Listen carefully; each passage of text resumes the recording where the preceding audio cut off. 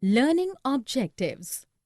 After studying this module, students will be able to understand the need of adjusting entries, learn the concept of adjustment of closing stock, know about outstanding expenses, understand the concept of prepaid expenses, know accrued income concept, learn about depreciation and how to charge it, understand the concept of bad debts and provision for bad and doubtful debts, know the concept of interest on capital and its adjustments, learn to calculate manager's commission, adjusting balances, need for adjustments.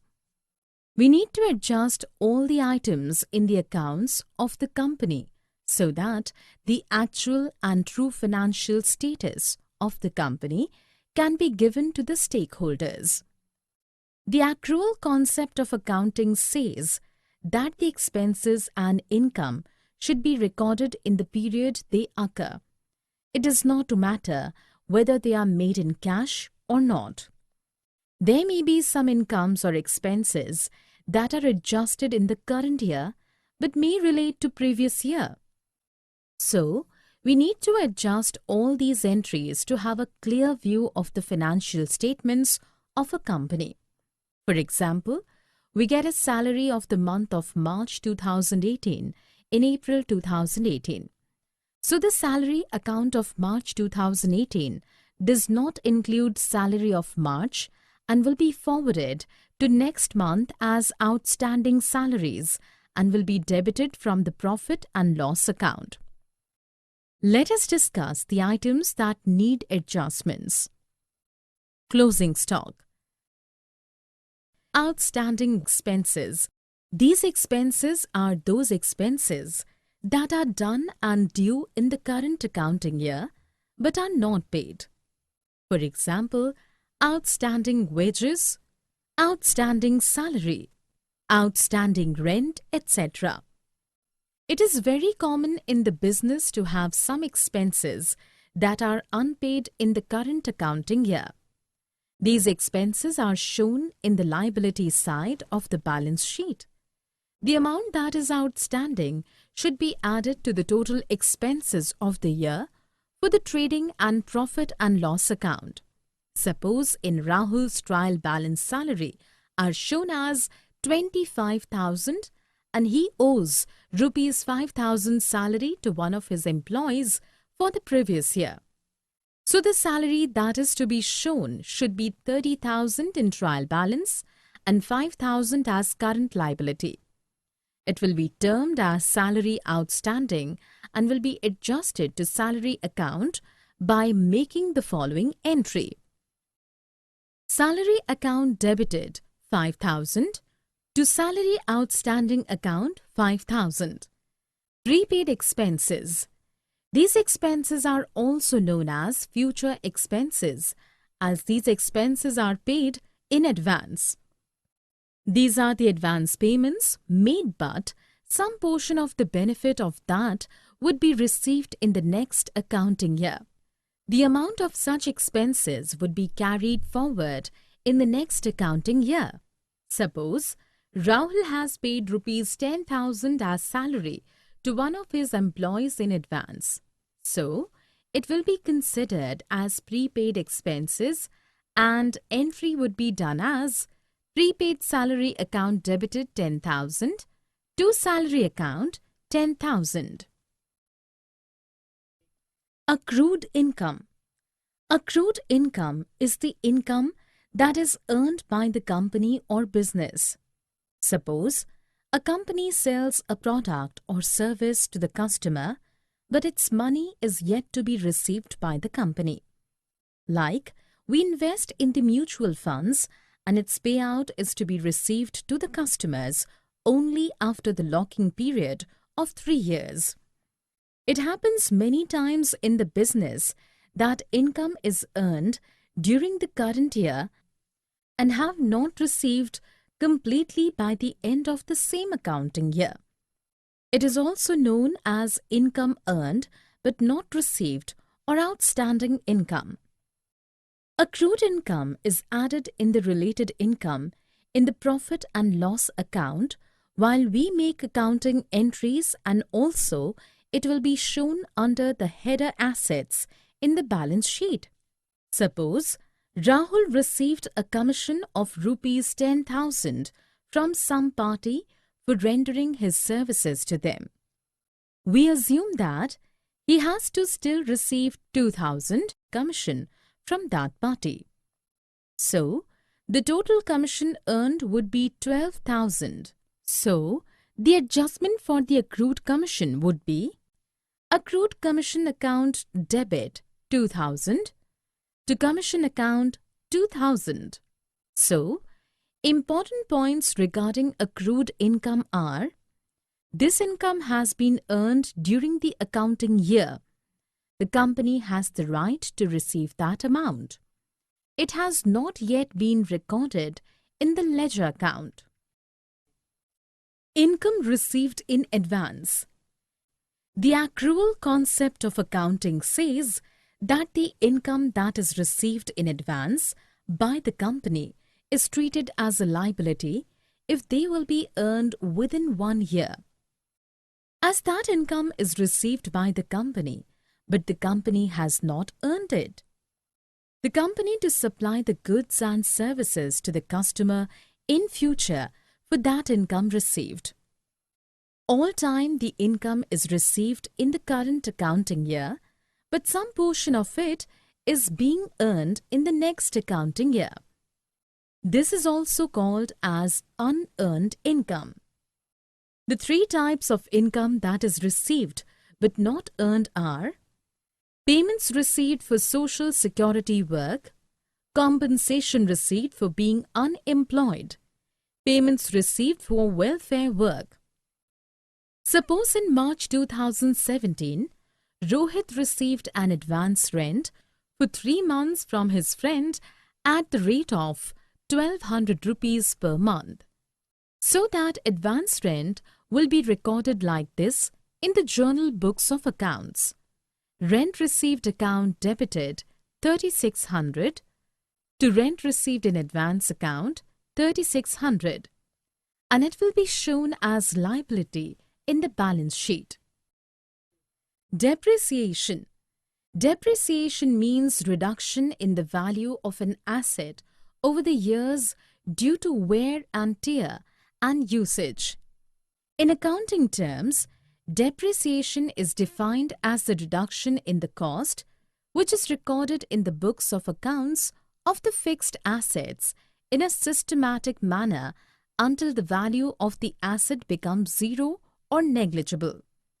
An example of fixed assets are buildings, furniture, office equipment, machinery, etc. The causes for depreciation are: some products have short lifespan, so they need to be replaced. A product gradually breaks down when it is used for a certain period of time as parts of the product wear and tear. A fixed asset may have right to use for a certain period of time. Some machinery becomes obsolete with the use of new machinery. In the balance sheet, the depreciation will be shown as cost of assets, depreciation, and the adjustment entry for depreciation should be done like depreciation account debited to assets account. Suppose furniture with a cost of 20,000 is to be depreciated by 10% per annum.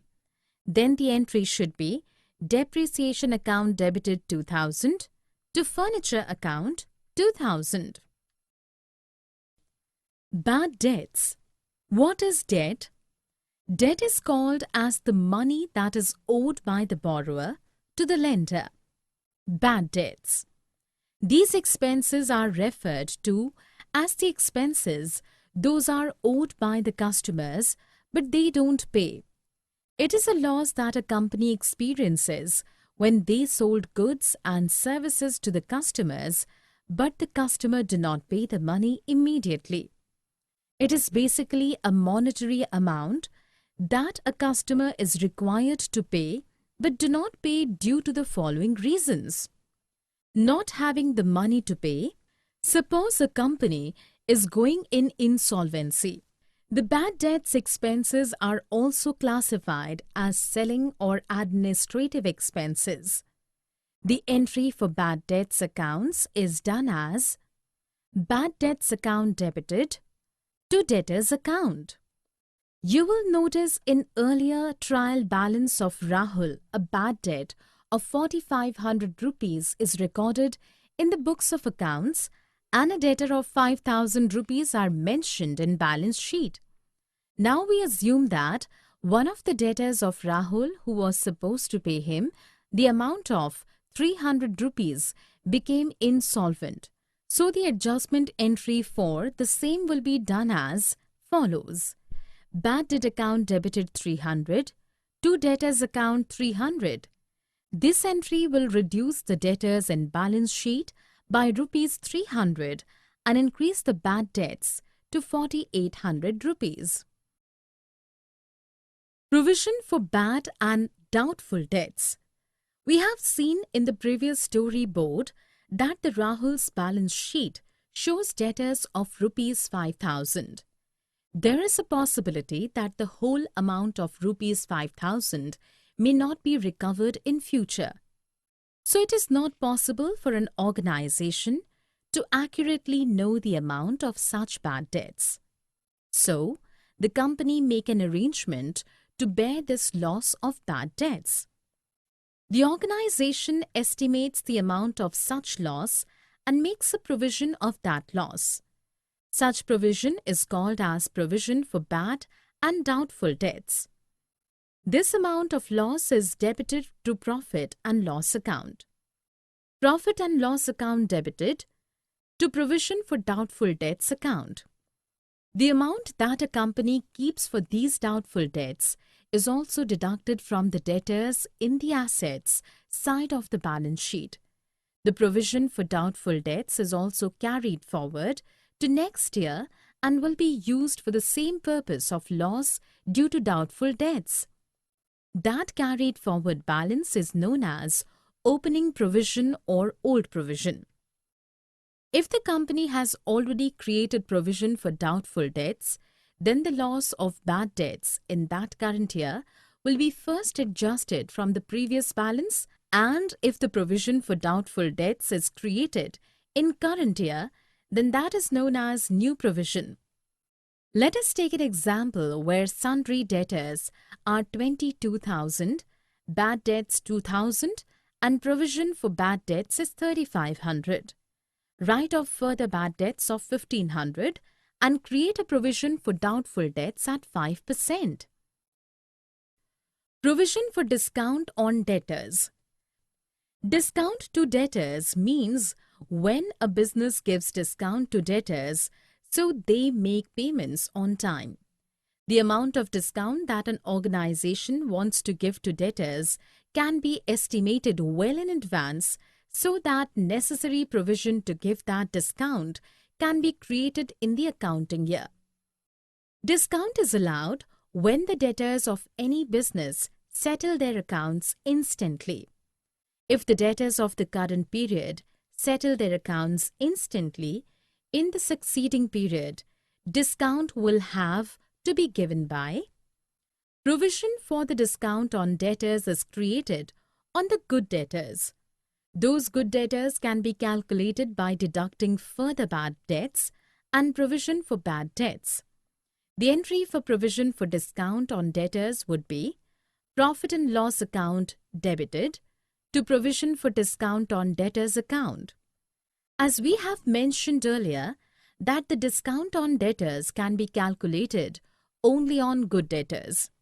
The amount of good debtors can be calculated by deducting the doubtful debts out of that. The adjustment entry for the same would be done as follows. Profit and loss account debited to discount on debtors account. In the balance sheet, it will be shown as a deduction from the debtors to find out the correct amount that we will receive from the debtors. Manager's commission. The fee that is paid to a salesperson for giving his services in the business for completing a sale task is known as the commission. The commission can be given as a flat fee or as a percentage of the income, gross margin, or profit earned out of sale. The percentage of the commission is applied on the profit either before commission or after commission. If no information is given, then it is assumed that commission is allowed as a percentage of the net profit before charging such commission. For example, net profit of a business is 120 before charging commission. If the manager is entitled to 5% of profit before charging commission, then the commission will be calculated as, in case the commission is 5% of profit, after charging such commission, the commission will be calculated as, the entry for manager's commission would be done, profit and loss account debited, to manager's commission account. Let us take an example and assume that Rahul's manager is given a commission at 10%. Prepare profit and loss account on the basis of net profit after charging this commission, net profit before charging this commission.